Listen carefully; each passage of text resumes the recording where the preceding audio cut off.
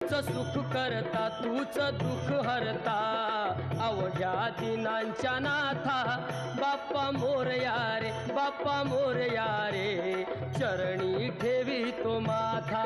बाप्पा मोरया रे बाप्पा मोरया रे चरणी ठेवी तो माथा बाप्पा मोरया रे बाप्पा मोरया रे चरणी ठेवी तो माथा